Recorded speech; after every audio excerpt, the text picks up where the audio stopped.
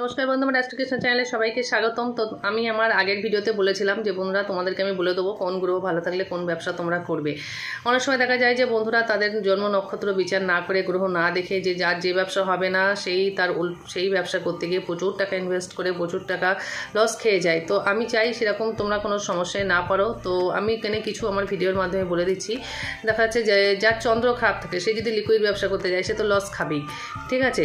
তো এইখানে হচ্ছে সেরকমই ব্যাপার। তো আমি আজকে কিছু বিজনেস এখানে বলবো, জুয়েলারি ব্যবসা, সিলভার ব্যবসা, হীরার ব্যবসা বা জাং জুয়েলারি, যারা যে ফ্যাশনেবল গয়নাগাটি যারা করছো, রেস্টুরেন্টের ব্যবসা, মিষ্টির দোকানের ব্যবসা, কি গ্রহ ভালো থাকলে আজকে এই পর্যন্ত এই কটা ব্যবসায়ী বলবো।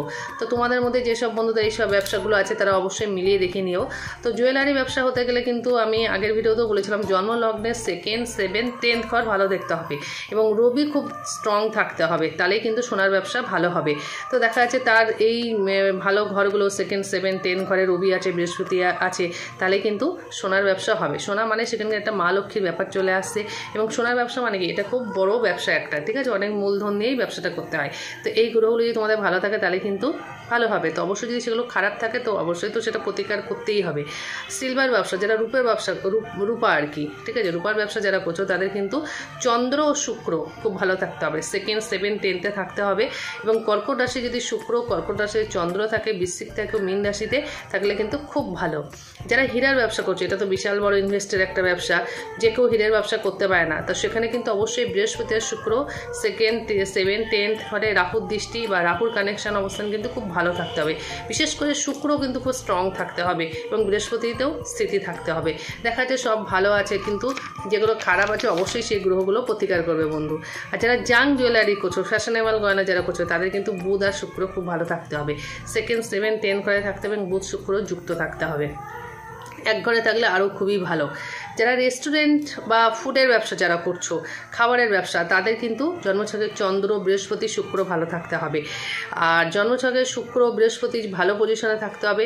নিরামিষ হোটেল হলে কিন্তু আর আমিষ হোটেল হলে কিন্তু সেখানে আবার রাহু কেতুর ব্যাপার চলে আসছে, রাহু কেতুর কানেকশান থাকতে হবে। যারা আমিষ হোটেল করছো, নিরামিষ হোটেল থাকলে সেখানে শুক্র বৃহস্পতির কানেকশান ভালো থাকতে হবে।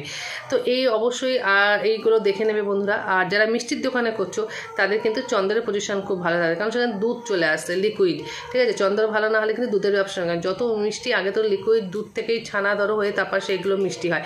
তো অবশ্যই সেখানে চন্দ্রের কিন্তু খুব অবস্থান ভালো থাকতে হবে, চন্দ্রের পজিশন ভালো থাকতে হবে। এবং স্পাইসি থাকলে সেখানে রাহু ও শুক্র কিন্তু ভালো থাকতে হবে। স্পাইসি মানে কি, দেখা যাচ্ছে অনেক মিষ্টির দোকানের সঙ্গে ধরো সিঙ্গারা ফিঙ্গারা এইসব হয় বা কচুরি মুচুরির সঙ্গে অ্যাড যেত, সেক্ষেত্রে কিন্তু আবার শুক্র রাহু ভালো থাকতে হবে। যদি সেগুলো আছে রাহু ভালো শুক্র খারাপ আছে তাহলে কিন্তু সেই শুক্রের প্রতিকার করতে হবে। তো এই গ্রহগুলো প্রতিকার করে বন্ধুরা তোমরা যদি সেইভাবে ব্যবসায় নামো। যারা হোম ডেলিভারি করছে তাদের কিন্তু বৃহস্পতি, মঙ্গল 2nd, 7th, 10th ঘরে থাকতে হবে এবং এক ঘরে থাকলে কিন্তু ভীষণই ভালো। তো এইগুলো অবশ্যই বন্ধুরা তোমরা দেখে নেবে যে তোমাদের ব্যবসা, যারা এই ব্যবসার মধ্যে পড়ছো, তো তোমাদের ব্যবসা করার আগে যেই তোমরা একটু জন্মছকটা বিচার করে নাও, সেইভাবে যেই তোমরা প্রতিকার করো বা যে গ্রহ ভালো আছে সেই গ্রহ যেটা খারাপ আছে সেটার প্রতিকার যদি করে নাও, তাহলে কিন্তু তোমাদের ব্যবসায় লস খাওয়ার কোনো সম্ভাবনা নেই। সবসময় কোনো বড় ব্যবসা, কোনো বড় কাজে ইনভেস্ট করতে গেলে অবশ্যই জন্মছকটা তোমাদের ভালো কোনো জ্যোতিষীর দিকে গ্রহ বিচার করে প্রতিকার করে তারপর ব্যবসায় নামতে হয়। ব্যবসা যেমন ভালো তেমন ভালো, লাভ হলে ভীষণই ভালো, লস হলে কিন্তু ততটাই দুঃখ। তো অবশ্যই ভিডিওটা ভালো লাগলে বন্ধুরা তোমরা লাইক, কমেন্ট, শেয়ার করবে। তো এখানেই রাখছি, ধন্যবাদ।